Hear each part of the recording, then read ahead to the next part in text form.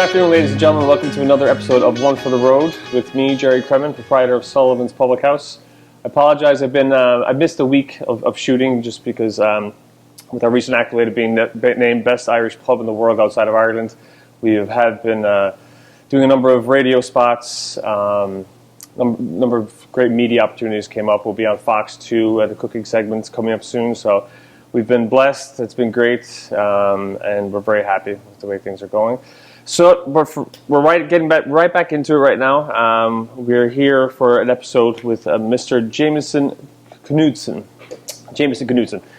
We have Jameson on the show not because of his first name, because of the whiskey. He's truly a plethora of knowledge, all encased in this big brain of his. So we got talking one day at the pub, and he told me this story about. We'll get into the story later, but it just really intrigued me. He's got so much knowledge in the realm of politics, literature, philosophy. He's a walking thesaurus. So without further ado, we're going to pan over to Jameson himself. Jameson Knudsen, welcome. Thanks for having me. Well, thanks for coming on. I appreciate it. Actually, some might already notice you if they have watched this episode before. When Dan filmed the opening, the intro of the space, you and your beautiful fiance were in one of the shots. So if he looks familiar, it's not from a milk carton. It's not from a post office poster. It's because he was shot here. Shot here drinking. So welcome. Thanks for coming in. What did you think when I asked you if you'd come on this podcast? Were you like, oh, I don't know about that? Guy's nuts. Well, from watching a few of your past episodes, I was interested. It's kind of interesting to see how you're framing your podcast. You watch the first episode, and it's, all right, somebody from the bar is here to talk. And then as you see a few more episodes, you see what this podcast is about. Just kind of getting to know passions and stories and interests behind the people that might just be sitting 2 seats down from you. And some of those people, you're like, I know that person. Yeah. I had a shot with that person, or I had a drink with them. Yeah, that's it. And it is about just getting to know the people that come in here, and and people get to know each other here really well, and then they start learning about their past and their resume, so to speak, and what they do as output. But yeah, we want to sit down and interview those regulars that really are truly intriguing. We feel like people that are watching this or listening to this show will learn some stuff from. So I'm delighted you're on. Happy to share. Appreciate it. So we're talking about the episode name, so to speak, will be lessons in history. I guess isn't a good way to talk about it. But we're going to do talking politics, religion, and history talking history at the pub. So. But just before we get into all that stuff, just tell me a little bit about yourself. You are currently a Wayne State graduate. Yes. I'm in a graduate program at Wayne State right now. I'm in my last stages of it, so I've completed all my coursework. It's a master's degree in political science with a subfield concentration in American politics. But as we'll see, as I talk about some of my other interests, you're supposed to concentrate in your subfield when you're doing this type of degree, but for some reason I have ended up taking classes in international relations, political theory. I'm writing my thesis on urban politics, and these are all supposed to be separate areas that people just stay focused in. So I'm a bit of a wanderer when it comes to ideas. It's awesome. I am too. I mean, if I'm reading an autobiography, I'm also reading something about technology. I jump around as well, so I mean it's good. I mean it keeps you busy, right? Yeah, I think you can learn more from reading 2 books at once than you do from just reading 1 book at a time. Oh no, for sure. They end up having a conversation with each other. Exactly. So it's interesting. I knew you were the right person to have on the show, and then I sent you a pre-interview questionnaire, and I got it here last night at like 1:30 in the morning, so I apologize if I've got bags under my eyes, people. The listeners won't see it, but the tens of people that tune into YouTube will. But anyway, I digress. So I got home at 1:30 and I opened up your file, and I noticed it said like 89.5 kilobytes. I was like, that's decent for a Word document. Let me open this. So what was 4 pages turned into 16. So you are definitely well read. You are definitely focused, and you love information and knowledge. So which will give us nothing short to talk about. And honestly, we'd probably have to. And I say this all the time, so we may have to look at doing not a 30-minute, but an hour and a half segment at some stage of our careers here. But so I sent you this information, and you got back to me a lot with a lot of insight into philosophy, literature, and stuff like that, and talked about the medieval era and Catholicism and religion in general and stuff like that, which is definitely I want to touch on some parts of that.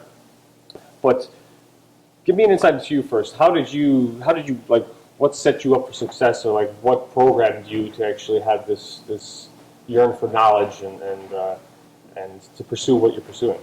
Yeah, I think it just kind of started. My mom is definitely a reader, so she just kind of threw me some books when I was really young, and I just started reading nonstop. So I was always picking up books. I would read books overnight with a flashlight in my bed, the real quintessential like bookworm. Yeah.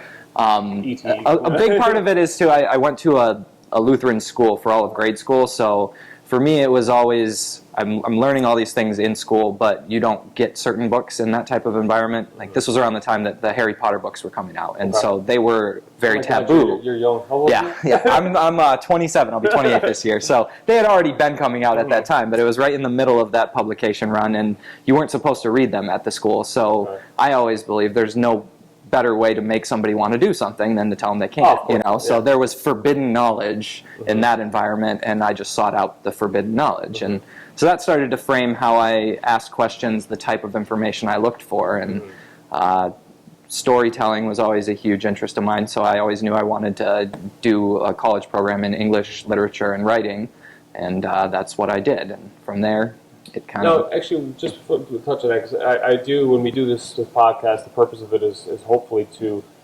shine some knowledge and insight and to help certain people. Now, for the kids that are currently where you were before, that maybe obsessed with reading, they're not outside playing sports. They may think that they're not conforming to how they should with sports and all that. What's your advice for them? Because honestly, looking like where I am now in my career, my life, I mean, I'm reading every night now, and I'm listening to so many podcasts, and almost I wish I did that earlier in my life, kind of like what you did right now. So I necessarily. I mean, I want everything turned out the way they should for me. Everything worked out swimmingly well, but I wish there was an element where I did read a little more when I was younger. So what would you say to those kids that are potentially watching this and they are the bookworms, and what would you say to them? Yeah, I mean, it's just hard to be a kid in general, even if you are in the in crowd. But if you find yourself kind of on the outside of circles, it's kind of all about finding your tribe, right? And I have hope for the way that the world is more connected now, that you can kind of connect with more people and more ideas that you're not seeing in your immediate circles. But I mean, the biggest thing for that type of child would be to challenge themselves. So I know I had kind of fallen into the circle of reading all these books. They were essentially the same book. There's the same setup, the same lesson, the same insights in every book. But all it takes is one book that really just takes you outside of your circle and gives you these ideas that you had never thought of before, and those ideas filter into everything else that you've read or everything else that you will read, and that can really change how you think of things. So just kind of challenging yourself and reading different things. So actually, I was listening to a podcast with. Have I talked to you about this guy Naval? I don't think so. Dude, I forget his last name. It's I think he's from the Middle East originally, but he's from Queens, New York, where I'm from. Ireland and New York, but he's philosopher as well. But some just amazing insight. And he was a bookworm too, growing up, and he says now that he necessarily when he gets a book, he may not start at the start to finish, because he said that's one of the issues that he had with the education system, where it was so written into it, where you have to start the book, you have to finish it, and then if you don't even like the book, it doesn't matter. You have to keep reading it. So he'll pick up a book and he'll start in the middle maybe. If he finds something, he'll read it. There's really no format to how his reading is. But anyway, but he was a bookworm, and he owns a company called Angelist, I think he's the CEO of. But anyway, really smart dude. You should check him out. Yeah, for Naval. sure. We'll put. We'll make sure we try to get that in the YouTube notes or something. I mean, the idea that you should pick up a book and start with the beginning and finish with the end is, it seems simple, but really that's not the way to read. There's no one way to read. It depends on what you're reading. Yeah. When I read some of my more complicated texts, You read defined main ideas and thesis statements. You read conclusions to figure out where you're going to end up and if it's worth your time to go through all of that. Sure. If you're someone like my fiance and you want to know the ending of a story before you even decide to read the story or watch the movie, you got to read the last chapter before you even devote yourself to the book. It's like my wife Jamie, partner here at Sullivan's, she we'll talk about a movie sometimes, and it's funny in this world. It's really about the richest man in the graveyard has no money. So it's all about the legacy you leave behind or whatever. But so it's she'll like if we're watching a movie. I mean, time is your most valuable asset. So with her, she's so busy. If I'm about to watch a movie, she'll kind of like eyeball it and be like, I don't know if I want to watch this now because I got to do this or I got to do that. Let me go on Wikipedia. So she'll Wikipedia it to see if it's worth her time to watch it. Yeah, for sure. So it's funny. Madeline and her probably have a lot in common. So you were a bookworm as a child, and then just through high school. Then fast forward, you have a bachelor's of arts from Oakland University. Yeah, so I moved down to the area to go to Oakland University. I started off my degree program in an English program. I quickly kind of started to realize that a lot of the ideas that were informing the stories that I liked, these big ideas that set up a world in which to have a story, they're being talked about in philosophy classes. A really great example of this is, I'm sure you're familiar with the film The Matrix, right? So in my intro to philosophy class, they keep rolling them out. In my intro to philosophy class, we're talking about The Matrix, and we're talking about, like, is this world real? How do we know what's real? And those are ideas that philosophers have been talking about for thousands of years. And so that type of stuff starts to inform the stories that I'm reading in my English classes. The stories I'm reading in those classes are giving me examples to apply the big ideas in my philosophy classes, and they feed off of each other, and it kind of just grows from there. Yeah, when you started talking philosophy, and I love that. I love that side of just thinking, and I put in a note here, and it was kind of weird. It was by Edmund Burke, who's an Irish statesman. But the more I researched Edmund Burke, he was a Protestant. Which again, we talked about this prior to coming on. I mean, when it comes to anything like that, people are people, and there's no division, in my opinion, with anything like that. But it's just funny, in Ireland, the South was predominantly Catholic, the North was at least predominantly Protestant. But he was an Irish statesman, but I think he was from, I have to look, but I think he was from England. But anyway, he said, those who don't know history are destined to repeat it. What's your take on that? It's that's the common line, right? A lot of people think that, and it's a really great lesson to use to get people to learn their history, right? It is. It's a product to get in line and make sure. Yeah, why do I care what happened 100 or 200 years ago? Because you might do it again. But I tend to think that there's a little more nuance to the statement. I think that Mark Twain said this, but don't hold me to it. But history may not repeat itself, but it often rhymes. And that's just kind of the idea that nothing happens again. Like, history is a web of contingency. What happens today is the result of a million things that happened yesterday, and that on into infinity. And so we're never going to really repeat the mistakes that we've made in the past in the same way with the same circumstances and the same context, but they certainly might rhyme, And I think that kind of gets more to the... If you can get people introduced to learning history with the idea that if you don't, you might make the same mistake, and then kind of gradually get them to understand that it won't be the same, but you can still learn a lot that can help you prevent some of those rhymes and those harmonies of our worst moments, Yeah, no, it's... but there's a lot to be said about the history destined to repeat itself. Even if you're growing up and you're going through certain hardships, and then you start a family, and you have kids. There's certain things that if you didn't, I feel like people that may have had a rough upbringing, with parents or whatever the case may be, that's they'll try their hardest or their damnedest not to repeat the mistakes of their forefathers, however you want to phrase it. So they'll govern, and they'll not govern. That's the wrong way to put it. It's very Napoleon-like, but they'll take their approach to parenting a lot different potentially than they had. So their kids hopefully will benefit, and then you'll cut off the the hereditary source of hardships, or however you want to phrase it. But so I think there's definitely elements to knowing your history, not just book history. Right. People and their how they live their lives, good, bad, indifferent, or whatever, is to know what has happened before, and if it needs to be perfected. It's like upgrading software. It's, well, there was a slight bug here, so let me get the upgraded, the update, and we'll reload it, and we'll hopefully turn out better for it. So I think there's definitely, you could take it the technological route as well and say that. But I do like that you said it's funny, Mark Twain. Mark Twain is credited with a lot of quotes online. Yeah. He said everything. And Tim and who else? Shakespeare obviously has said a bunch of stuff. But anyway, sometimes if you're looking for inspirational quotes, if you're doing a PowerPoint presentation, there's like, oh, Twain again, But Got them all. so you love history, you love literature, you love. I never asked you. Do you like poetry? Yes, I used to try and dabble in writing a little poetry myself. But I was never very good at it. But I mean, it was a big part of. So we always had units on poetry in the different education that I had. I went through my own little phase of just really loving the Beat Generation. Mm-hmm. I feel like if you're going to be the type of person that wants to study literature and you're around 20 years old, you're going to be sitting on a park bench somewhere reading Kerouac and smoking a cigarette and just thinking you're the coolest person in the world. You'll probably have a Starbucks. Yeah, Cold brew is where it's at. No, it's not. And then you start to look at that Starbucks and then look at the book and realize that you're just a sellout. And it's time to move on anyway.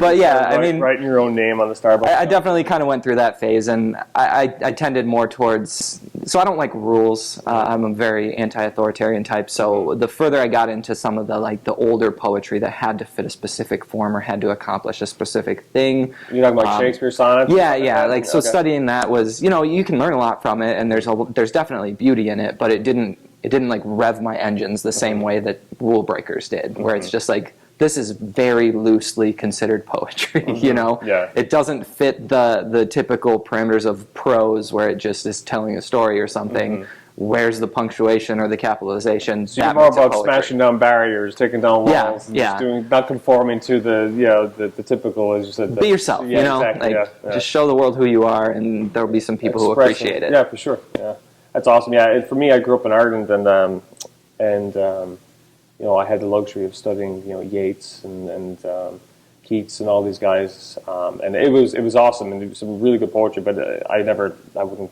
consider myself an avid reader or anything like that. But it was good to grow up in Ireland. I mean, there's a lot of good writers, a lot of good playwrights in Ireland. So, but as far as politics or as far as philosophy goes, who would be like your, you have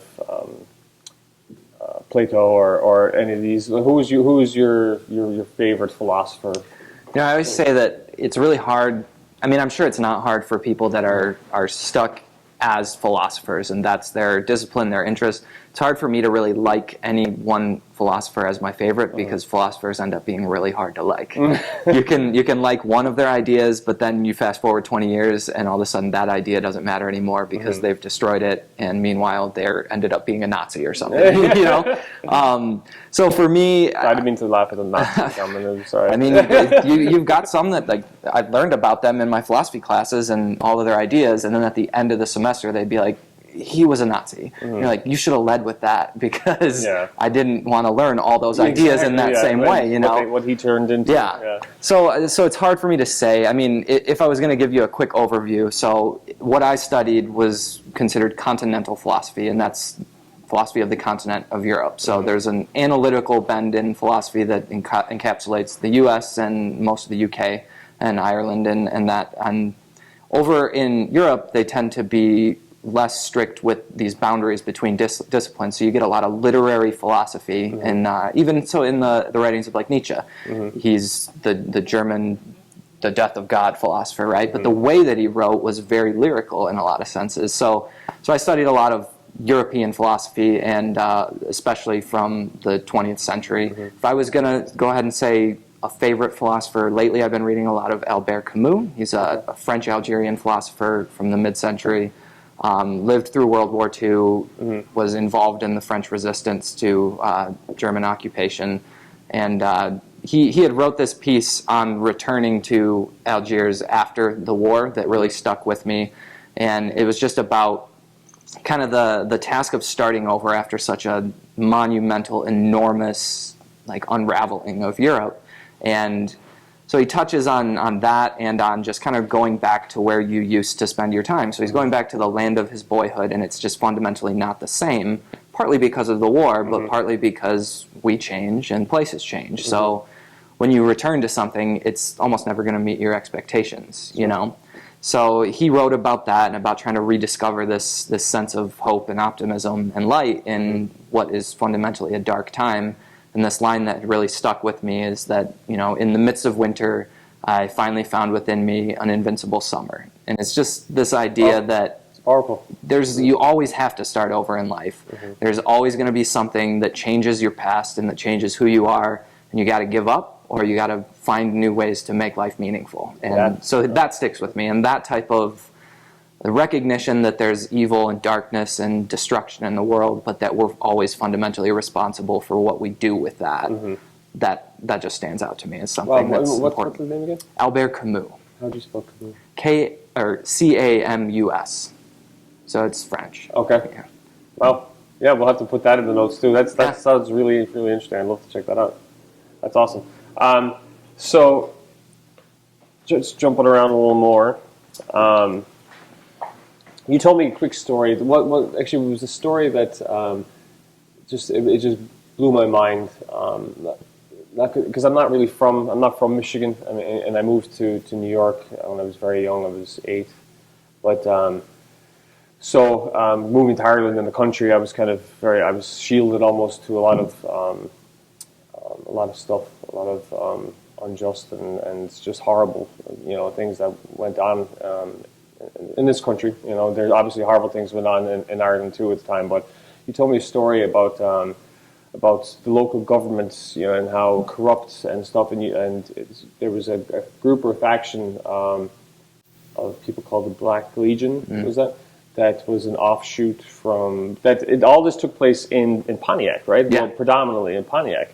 Can you just give us a little? Yeah, it doesn't have to be too long. But when you told me the story, I was like, "Holy cow!" Right. But when we think about it, that was how many years ago? 60, 70? This would have been almost 100 because this happened in the 1930s. Okay. So, and that's why I think it's important, because it's not like you can look. It just seems crazy to me. You look at the 60s. That's already like 50, 60 years ago. And it doesn't sound too. Yeah, far away, it really though, doesn't. I still think of like the 80s as 20 years ago, the 70s as 30 years ago, just from like my upbringing right around the 2000. And I look at the 80s internally as 20 years ago. yeah, for sure. But this is so long ago, and this is, we kind of are framing this as a conversation of history, and I always like to think of histories in the plural, because we have history and the idea that history is written by the victors, but there's this idea as well that might doesn't always make right. So this is one of those histories that I feel has been kind of, if not forgotten, but just not highlighted. So it was... Sorry to just jump in, because when you told me that, I had mentioned it. It stuck with me, and how wild it was. It sounded like it just sounded horrible, and it was like, oh my God, I can't believe that happened so close by, even if it was 100 years ago. But I told my wife about it, and she didn't know, and she grew up in Lake Orion, So, but anyway, go ahead. But that's what's wild for me is that I'm born and raised in Michigan. I've lived here my entire life. I mean, down in this area of the state for about 10 years. But this is a story that kind of affects the whole state. So we'll just set it up here. So in the late 1920s, there was a division of the Ku Klux Klan in Ohio, and one contingent of it thought that the Klan was getting a little too commercialized and soft. Right. We're going to go ahead and say that the Ku Klux Klan is reprehensible as we continue through this story. So they decided that the Klan was focusing too much on having daytime parades and increasing their membership so that they could increase the coffers with the membership dues. So they decided to split off from the Klan and get back to night riding. That was what they wanted to do, was a vigilante system of justice. To be clear, they wanted to enforce some of the worst tenets of the Jim Crow South. They were against mixed race marriages, and they wanted to go out and bring lynch law to solve those problems, which is just reprehensible. And you said too when we were talking, it wasn't just about mixed marriages, mixed race, or anything like that. They were Protestant. They were against.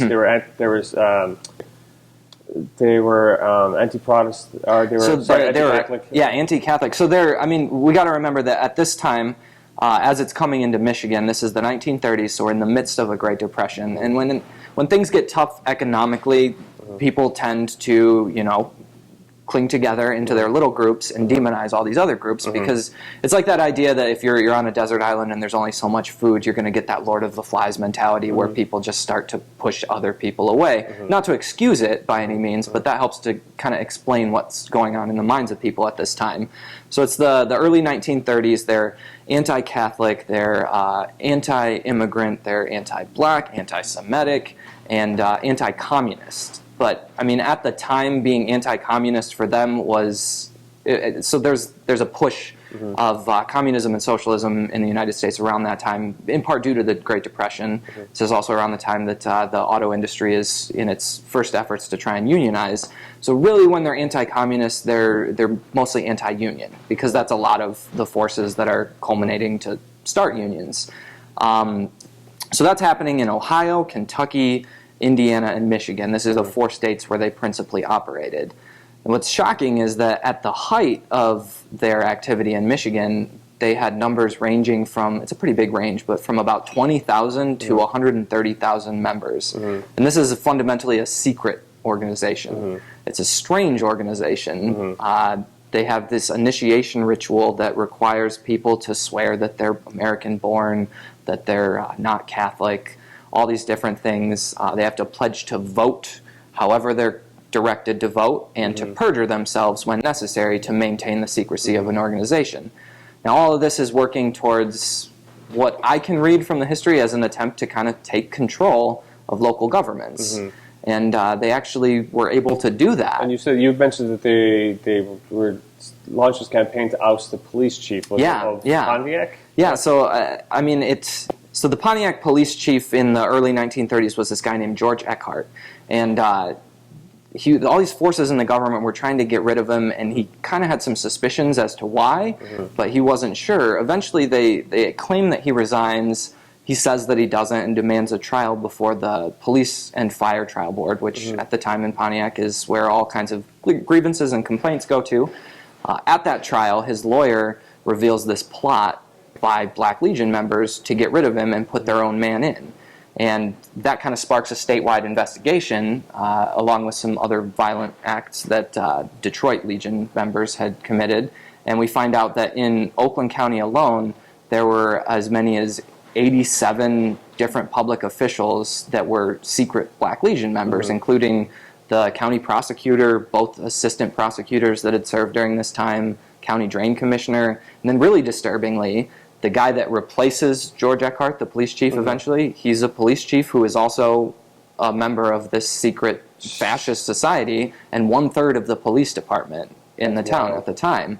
And it's just shocking, know? No, but you floored me when you told me that story, just because it's so close, I guess so close to home, but how, I don't know, it honestly seemed like it sounded fiction Hollywood, Yeah. but this Jimmy Stewart actually starred in the movie. Yeah. So in the late 30s, they did a movie on it because it blew the socks off of America, too. Right, it was kind of contained to these few states, but all across America, they're running stories on this, and people are like, they're operating in the shadows, and Jimmy Stewart ends up starring in a movie about them. And that's wild. We're definitely going to have to do a number 2, you and I, because I think you've got so much just great information on everything, from, as I said, from history to literature to philosophy to everything. And trying to condense it into 30 minutes is unfair, so I'll have to have you back. But as we wind things down, there is one philosophical question I'll ask you. If you had the ability to project a slogan, a sentence onto the side of the moon for the whole entire population of the world to see, what would it be? It's a lot of pressure now. Yeah. So it's hard because, I mean, the moon is huge, but I'm picturing it as a short bit of space that I only have. It's got to be a big enough carved message, right? Yeah. I'll write a 50,000 word tome. The scientific of what font size it will be, but everyone can see it. I guess to keep it simple, I'd have to say, think for yourself, and that doesn't mean you can't use the ideas of others or learn from the ideas of others, but you can't make those ideas your own without doing some hard thinking. A lot of assumptions underlie everything that we think and do. And as long as they're assumptions, there's danger there. Like, you got to make what's implied inside your ideas explicit, at least to you, you know. So take in a lot of information, but fundamentally think for yourself. It's the only thing that'll get you through. Sure, I like that. Jameson, amazing. Thank you very much Thanks a for lot. agreeing to this craziness and going Yeah. on, and hopefully we'll get tons of hits and people will love it and comment, and then we'll have to do a part 2. Yeah, Awesome. great Excellent. to be here. From me, Jerry Kremen, from Jameson Knudsen, we thank you for tuning in, listening, watching, all that good stuff. And we'll see you again in 2 weeks. Thank you. Cheers. Cheers.